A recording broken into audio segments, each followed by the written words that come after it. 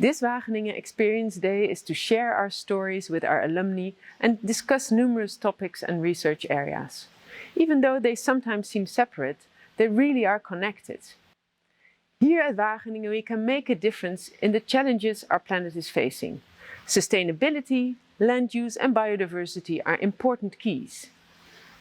Did you know that the wolf has returned to the Netherlands after 150 years? Welcome to Wageningen Talks.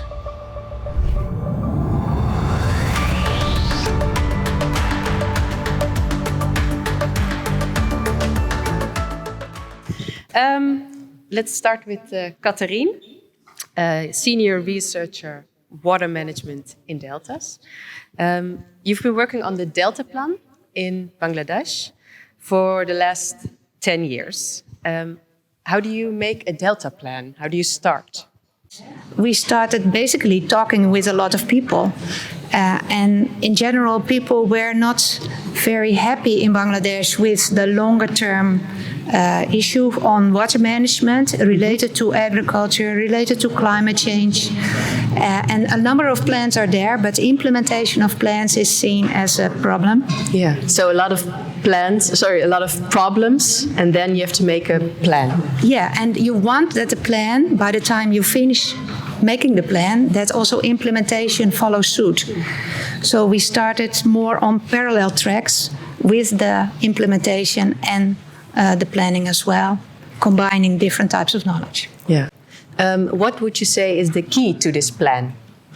The key is that you have a vision for the longer term, and that in a way, and that I think is also courageous from the side of Bangladesh, that you stop only reacting to what kind of disaster is hitting you today, but that you try to see that where are we going and how are we going there together, and what can we do then to tackle possible problems that might occur in future. Yeah, and what could you learn from other deltas? I mean, there are a lot of deltas around the world with similar problems, I would say. Well, for instance, from the delta in the Netherlands, what you can learn is that we thought that regulated rivers and polders, that our water management is a very good idea. However, we now also realize that some of that is not it cannot be continued forever. If sea level rise is more, then it might not be possible to continue the type of water management that we have in our country. Yeah. So if you keep doing what you're doing, you have a ceiling. Yeah. And sometimes you cannot kind of do more from the same, but sometimes you need to change your idea about how you do the things you do. And what should change in Bangladesh? The main thing that changes in Bangladesh is that the immediate reaction to a disaster, what they are very good at in Bangladesh, slowly needs to change to more longer-term perspective. That if you have more build-up infrastructure, you do not want the whole city to go under the water. You want to prepare for these kind of disasters. Yeah. The Prime Minister of Bangladesh is also involved in this plan, right? Yeah, and well, not that I'm personally acquainted with the Prime Minister. You don't call him every day? Her. No. Oh, her. Yeah. But to me, it shows that how something what is a kind of small seed at some stage become a mainstream policy of a country at some stage. In May this year, there was a Delta conference in Bangladesh in which the Prime Minister asked the attention also of other ministers that how do we align different type of policy, because this is a mainstream policy for Bangladesh as a country. Yeah. So to me, that's a kind of experience that what started as a very small idea of which you do not necessarily know if it's a good idea, it can grow into something which is really important for a country. Yeah.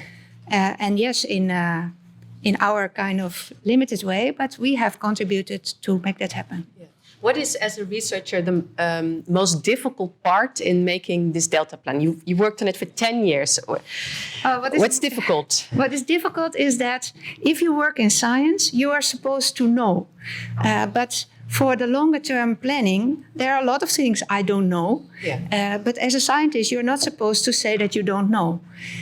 So the main difficulty is that you are looking together with a whole group of people, and you do not know exactly the way, and you do not know exactly where you're ending up. Yeah. And as a scientist, that's a pretty difficult thing to deal with. Yeah.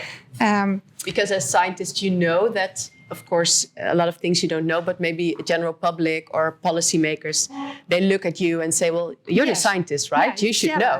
Yeah. And I think if you want to develop innovative new knowledge, then you also need to kind of get out of your comfort zone. So it does help me that if I come in a situation where I do not know exactly what to do, how to do, that I don't think, I'm doing something wrong, but then I'm thinking, okay, maybe this is also something new and innovative that we are working on. Yeah. So let's not get upset, but let's get to work. Yeah. Let's turn to Olaf. Do you have a question already? Well, we have a really large audience here in Impulse today. I see already a question over there. Let me come to you. Hi, Katrina. I'm sure that you could see in this Delta management power relationship. And how could you deal with this power relationship and how it impacts in the management of this Delta? Differences in power relationship means that not everybody is getting a seat at the table.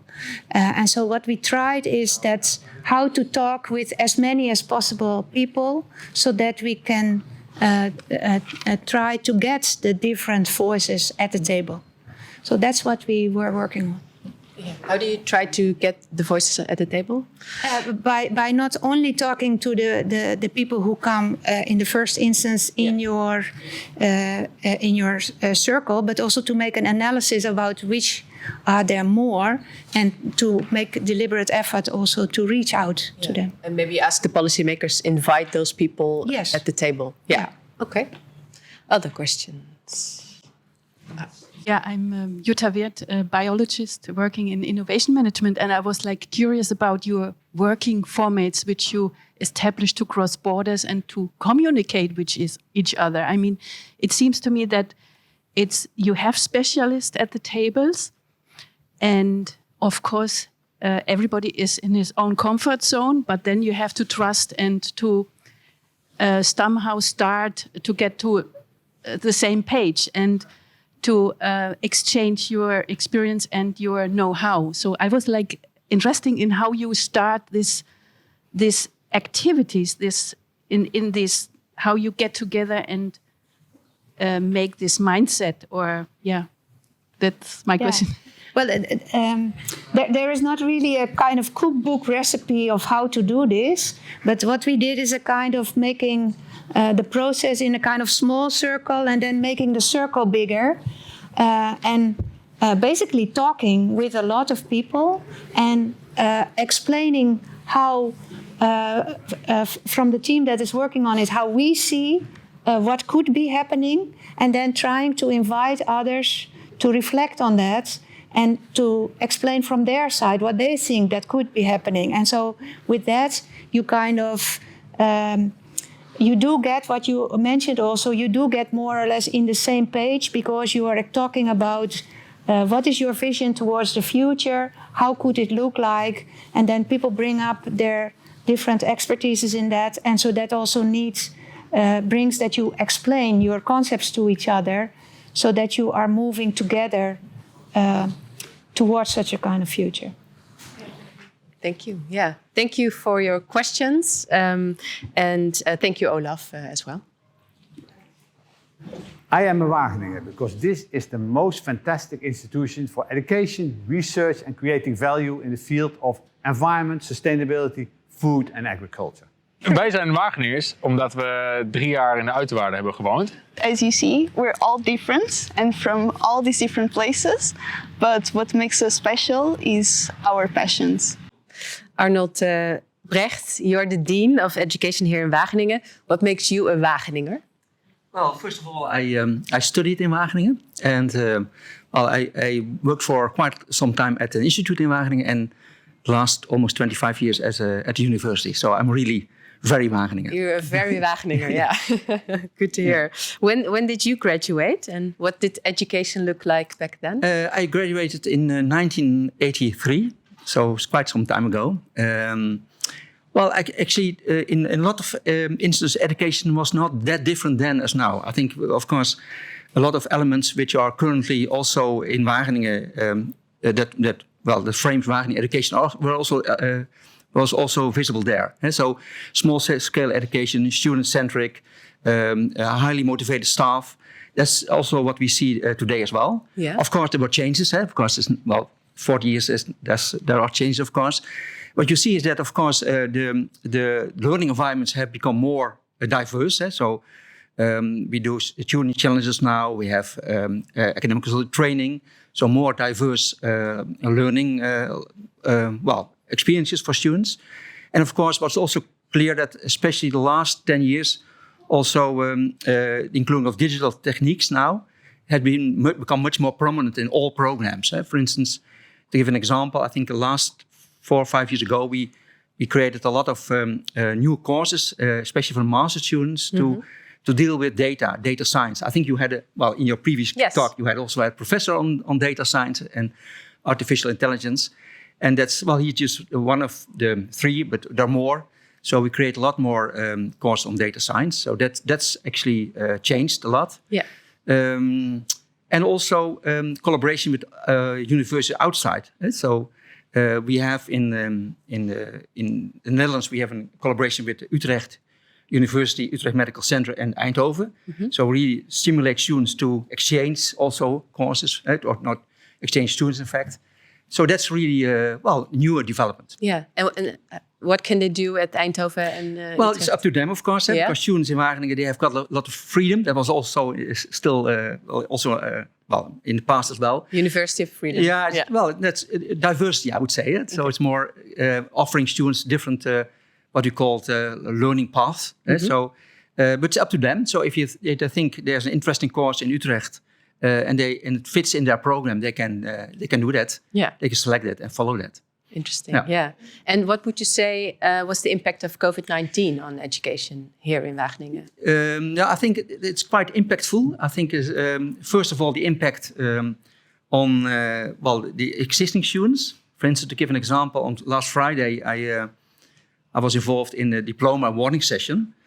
And of course, in the diploma awarding session, there always talks about what you did, etc. And it really strikes me that all students who graduate were affected by COVID because they couldn't do their international study. All the data collection was done online, so it really affects them as well. So that's a direct effect. Also had a huge effect on how we organize our education. And to be honest, I think the teachers did very well. Were very motivated to offer students blended education. But that's, let's say, direct impact. But at the indirect impact, you see it now because we learn also a lot during this COVID period. We learn how to do meetings online, how to do online practicals. And I think that's here to stay because what you see now is that we are currently discussing what key elements of our corona period we might incorporate. Of course, it's up to the teacher, but there's a strong willingness to really incorporate the advantages of doing something online in the programs. Yeah. So there are also some innovations you're proud of. Yeah, innovation. The most things were already there, so it's not really new. But the applications were there. So quite often the technology was already there. So it's not really so new what we did in COVID because we already have for years already online masters, which were completely online. So in fact, the technology is there. Yeah. But the adoption was, of course, was not there. But now people were forced to use it because otherwise it was not possible. And what you see then is that some things are, for instance, hybrid education is not really appreciated a lot by both students and teachers. So hybrid means doing online, what we're actually doing here, online and very hybrid, very hybrid together. Yeah, that's not what's appreciated so much. But blended education to really combine on-campus activities together with activities in your own field, at home, in other places. That's really appreciated. Yeah. So then you do have education here, and then you could do extra assignments at home, or how does it work? Practicals at home. For instance, to give an example, I think for mathematics, for instance, or statistics, a lot of the exercises were done also on campus, together with teams of two. Well, of course, you can also do it at home in your own, and some students study faster, or I would say slower than others. So that also creates a possibility to study on your own pace, in fact. Yeah. And we also have, as a university, invested now in what we call bring your own device. So we do not have on-campus computers anymore. So no, well, of course, we still have a few, but the majority is gone, basically. And it's up to the students to do it on their own laptop. But they can also do it, basically, at home, any place, anywhere. So that's, and any time also. Yeah. So that's really... what has changed. Yeah. I understood next week they're the open days again, right? Yeah. I read that 25% of the students in Wageningen is international. So how do they decide to study here? I mean, they're abroad and they go to online open day, or how do you try to... They're different. Well, indeed, next Saturday we have an open day, the bachelor open day. Our bachelors are still predominantly Dutch, so... we have 19 bachelor programs. Hopefully, we'll have also a new one, Bachelor of Marine Sciences. It's also a new program. But in fact, we do have on-campus open days, and we hope to welcome a lot of Dutch potential students. The international students can also join because so they come also for the open days. But we do have also a master open day, and there you can also join online. So we have also online open days. Yeah. Yeah. So it's a combination, in fact. So in fact, the same as we do here. Exactly, yeah. Hybrid, yeah. Hybrid. Yeah. To what extent do you already mentioned Eindhoven and Utrecht. To what extent do you work with other universities and also maybe beyond the borders of the Netherlands? Yeah. Well, of course, in the Netherlands, what you see, there's the tendency to cooperate more between universities in terms of education. And so that's also what the government wants. So it is what they call open education, open exchange between students. That has various reasons. First of all, it's more efficient because if you study on more locations, it becomes also a bit more efficient for teaching. But also it offers students a rich learning environment, so they can have more possibilities. And we do that on various levels. Of course, we're already doing that in Wageningen with student exchange. So in the bachelor, the students have one semester free. And we stimulate students also to go to other universities. So we have arrangements with over hundreds of universities where students can really go for half a year and study. So that's physical exchange, but learning something from others. Mm-hmm. But in the Netherlands, we focus on this EU alliance, as we call it. So Eindhoven, Wageningen, Utrecht Medical Center. And we have developed also a platform, EU Exchange, where students can really pick their courses. Of course, there are some requirements, and then the whole administration below it is organized for them. Yeah.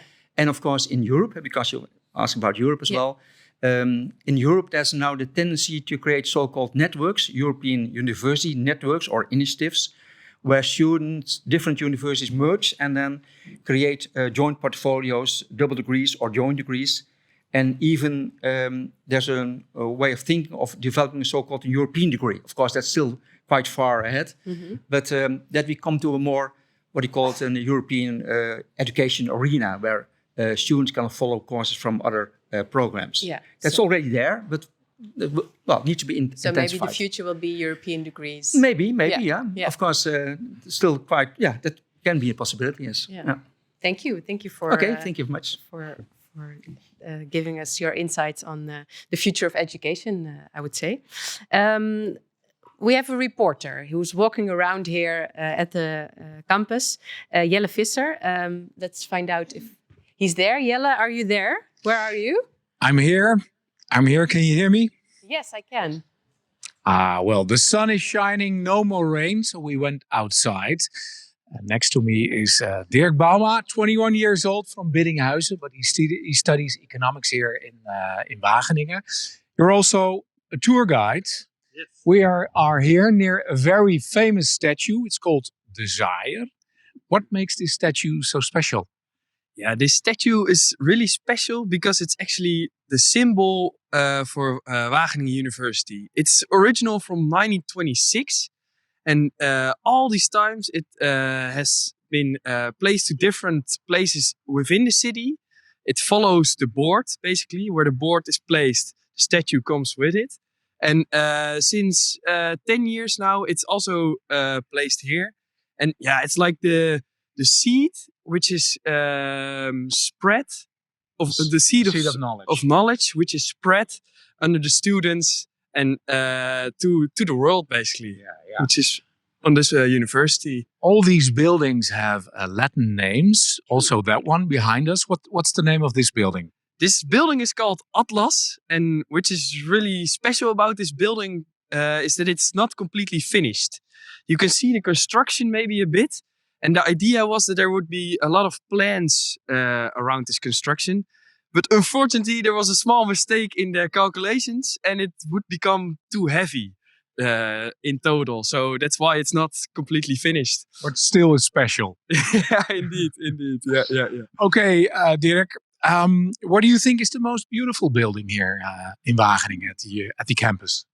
Ooh, that's a good question. I would say Aurora, the Aurora building. It's relatively new, and so special about it, I think, is because it has so many windows. It's super light from the inside, and there are a lot of plants, flowers, everything. So yeah, it feels like you're almost a bit in a garden or something like that. And which one is ugly? Yeah, Zodiac. That's not really special. No? No, not at all. Actually, no. Tell us the story about the tree with its own Twitter account. That's really cool, actually. There's a tree on the campus of Wageningen, and it has a few sensors within the tree, which can produce all the different aspects from the tree into a tweet. So the tree can basically tweet, "Hey, the sun is shining, and now I'm thirsty," or "Oh, it's raining all day, and now I've had enough," or something like that. And this year the tree had a sabbatical, but next year it will start tweeting again. Yeah. There's a lot more to see here, Eveline, at the campus, because Wageningen, this university, has the only escalator in town at the campus. But Dirk will give you a private tour later on. Back to you. Thank you. I'm really looking forward to that. Yeah. What's your favorite building? It's a Lumen? Yours? Inside, not outside. Okay. Yours? Also. Yeah? Oh, wow. Yeah. I'm not objective in this, but Lumen. Oh, really? Okay, everyone goes to Lumen, yeah. We will see Jelle back here to talk with you in the online breakout session with Arnold Bregt. I will talk to Paulien in a second, but first we do a little bit of history.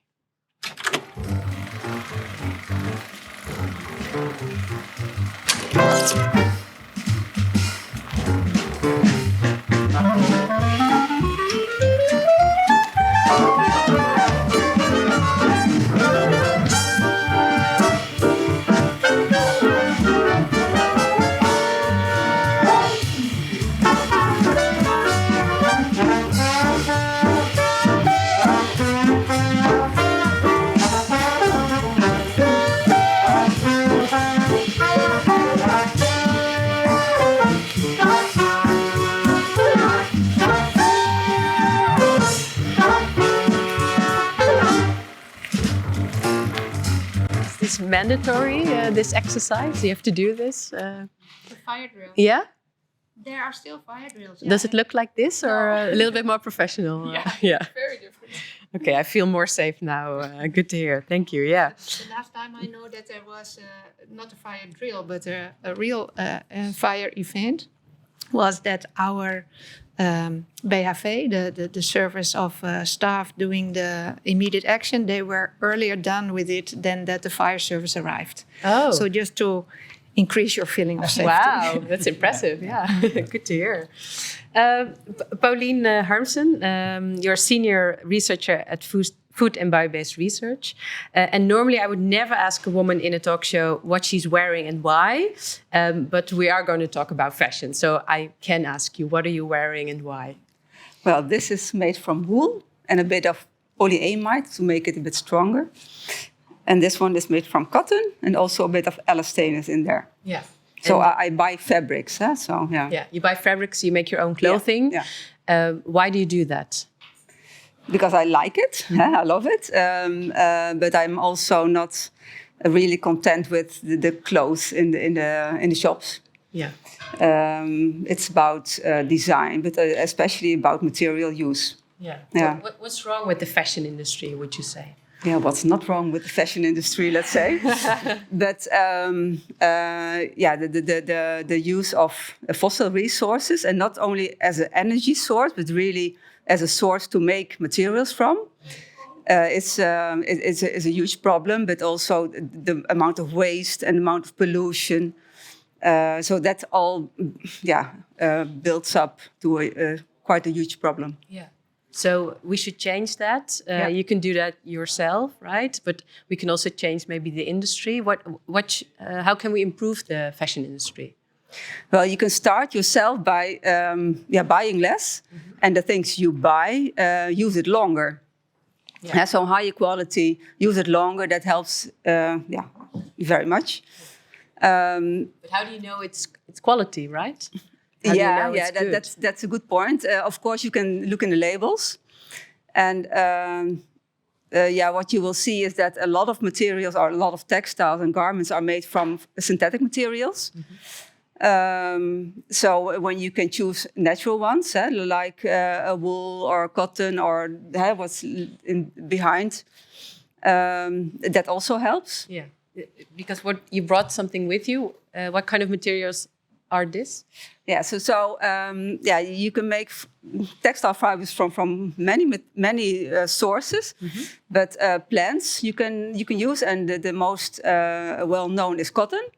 But we can also that's the seed of the plant. Yeah. But there are also plants which have fibers in their stems. They're called best fibers, and there are three types of linen. Can you show us which ones? The brown one is from flax. The light blue one is from hemp. And the mixed one is from rami and cotton. Yeah. And when you touch them and you feel that they're also quite different. They're also quite different from cotton, but also between them there are differences. For example, this hemp is quite stiff.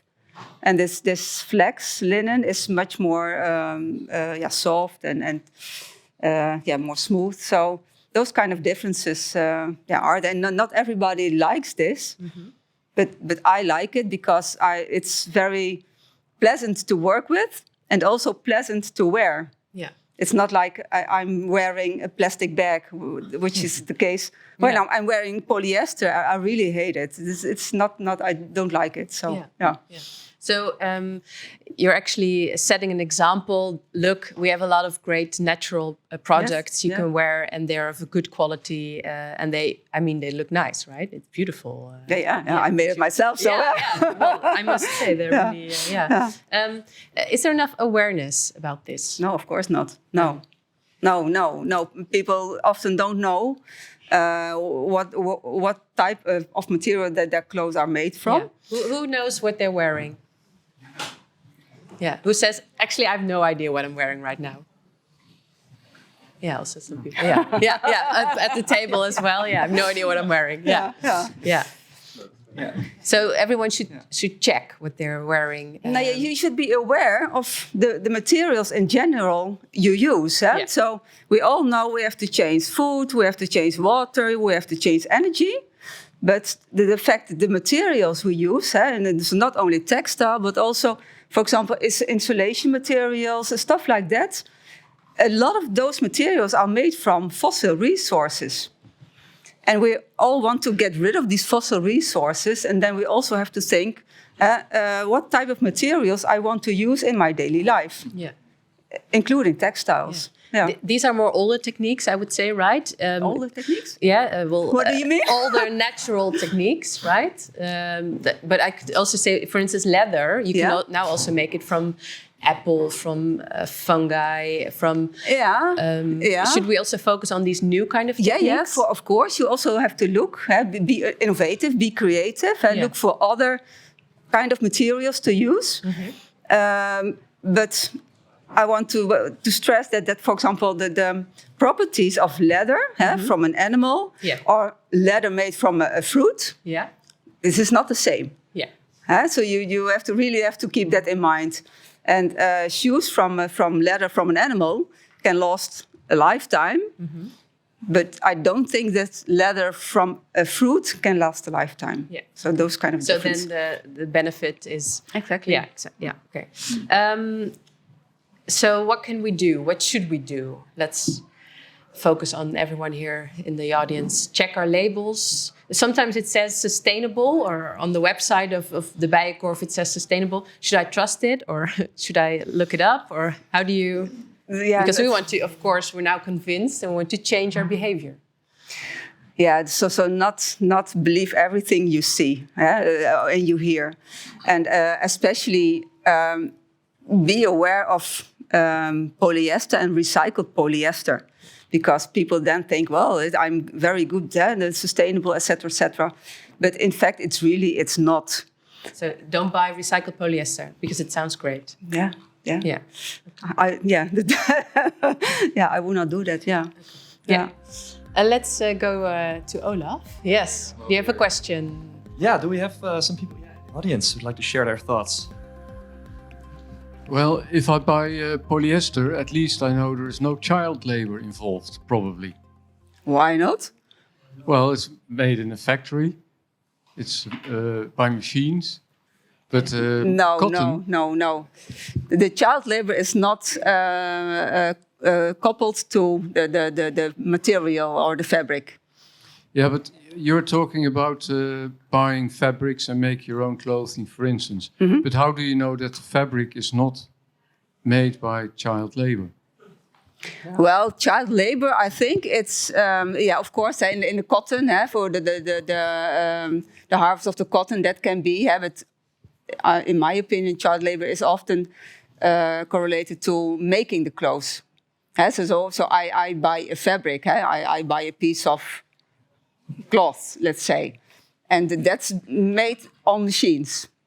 But stitching a garment together, that you need people to do that. We don't have machines that can produce trousers or a shirt. You have to do that by hand, and in those kind of processes, still, child labor is used. I'm also interested in textiles and making clothing myself. And I also researched this topic a little bit. And cotton, I believe, is made with a lot of pesticides, whereas new viscose and so on, the synthetic fibers, are much more environmentally friendly. What are your views on that? Yeah, so viscose, we call it a semi-synthetic fiber because it's made from wood. So then the resources are still from natural resources, that's good. But for example, viscose or synthetic fibers compared to cotton you can harvest and you can immediately, after a bit cleaning, immediately start weaving or spinning or whatever. But all these synthetic fibers, you realize that all the processing steps are quite huge. So from to go from a tree to a textile fiber, that really requires some processing, some chemicals, etc., etc.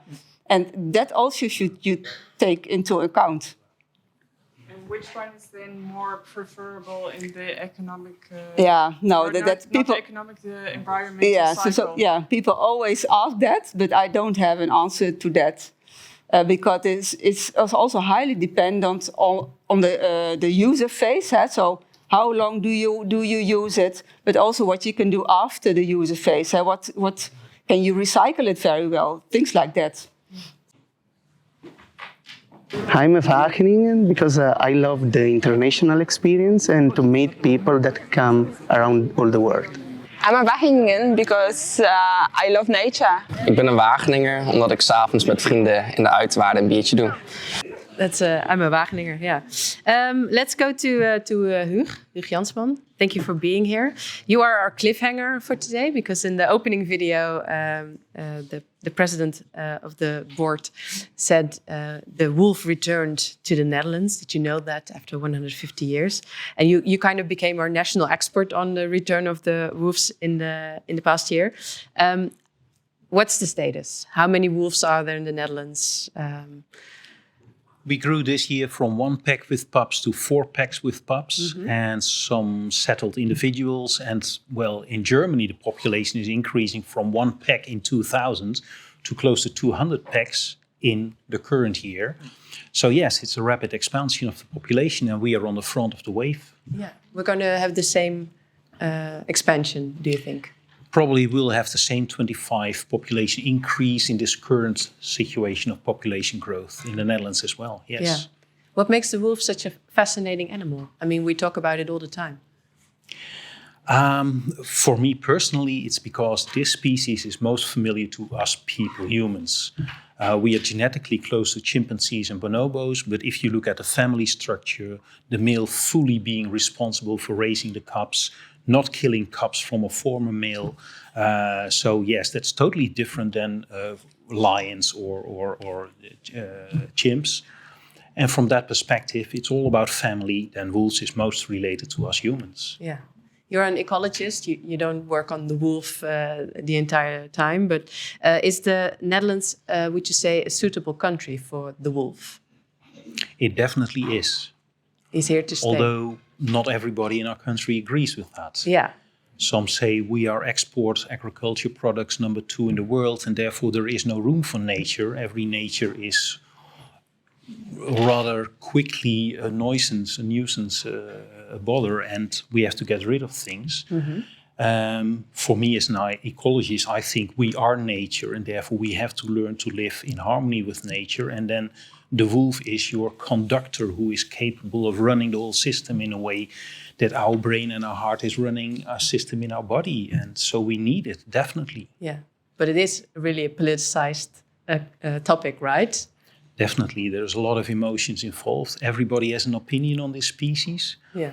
I've been in ecology for 20 years and I had a lot of conflict species, but this one is by far number 1. Yes. Is it the wolf and then what comes next? I would say red deer's rewilding, like the Oostvaardersplassen discussion, yes. Yeah. So what you see, it's not, actually, if you really look at what's going on with the wolf, it's not about the wolf. It's about the perception that we have the city with the elite and the agriculture, rural country with people are losing their way of life and they feel that they are being ruled by the people from the big city. And then you get a lot of conflict there, and whether or not it's the wolf or other species that are doing some pressure on that system, that's really harmful. Yeah, the wolf is a symbol for a lot more. Yeah. Let's also talk from the broader perspective. You mentioned deers, beavers, we also have here, of course. How did their lives change in the Netherlands? What could you say? We have introduction maybe of new animals, maybe also animals that are dying here in the Netherlands. Yeah. Well, we did make our mistakes. So, for instance, the beaver became extinct. And after 100 years, we reintroduced it again. And as Wageningen, we were involved in that, in the monitoring. And currently, the beaver population is doing that well that we even manage the species again, where animals are settling in areas where there is more conflict. And if your population is thriving, then you are allowed to do local management. So beavers we control again. Red deer is another species. We decided we allow red deer to live in certain areas, for instance, the Veluwe, and there we control the population by culling 40% of the population each year. So yes, we have a different way of dealing with different kind of species in our country. Yeah. And what are the challenges with dealing all these species in the Netherlands? Slide number 1 I always show to my students is wildlife management is 90% management of people and 10% biology. It's all about, for instance, if you talk about wolves or red deers or beavers, it's all about conflict. Human-wildlife conflict is always human-human value conflict. What do you perceive as what is nature and what is conflict? For a beaver or a wolf, there is no conflict, but it's in our mind that there is a conflict. So as an ecologist, I should have a degree in sociology and psychology as well.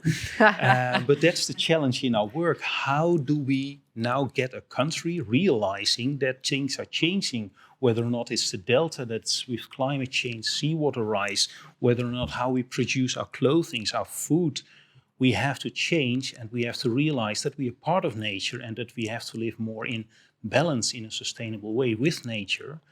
And in such a world, there will be less conflict with animals like wolves and beavers. Yeah.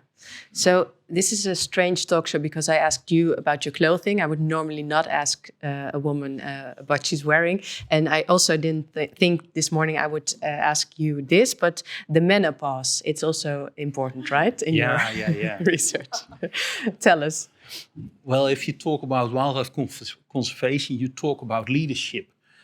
And if we look at social animal species, and for me, humans are a social mammal species, then you see that female leadership is the norm.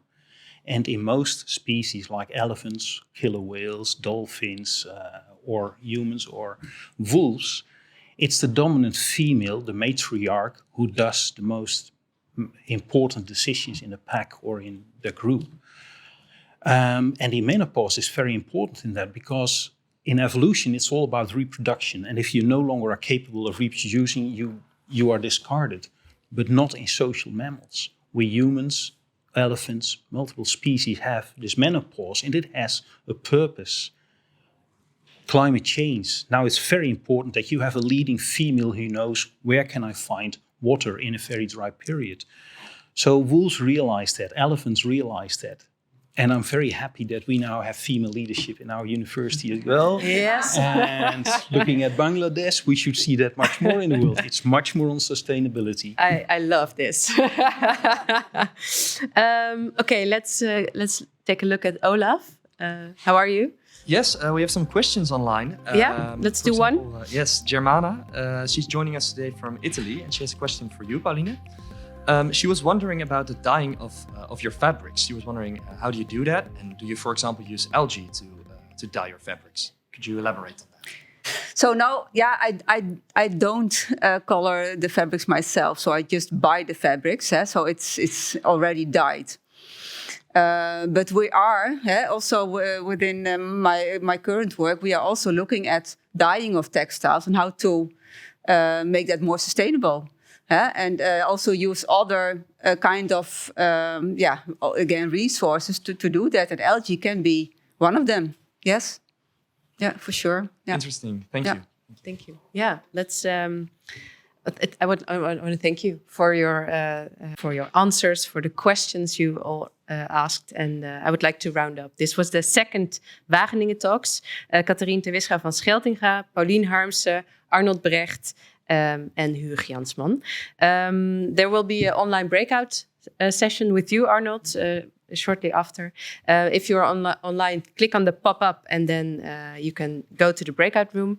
Let's see. For the visitors here, you can still do the campus tour outside. The next Wageningen Talks is at 3 p.m. Olaf, what will you do in the meantime? I'm going to be hosting the rest of the online program. The live stream is still continuing for the people joining us online. Stay with us. We have some interesting clips for you lined up. So tune in for that. And I'll be back with you, Eveline, for the next Wageningen Talks. See you for the third Wageningen Talks. Thank you for watching.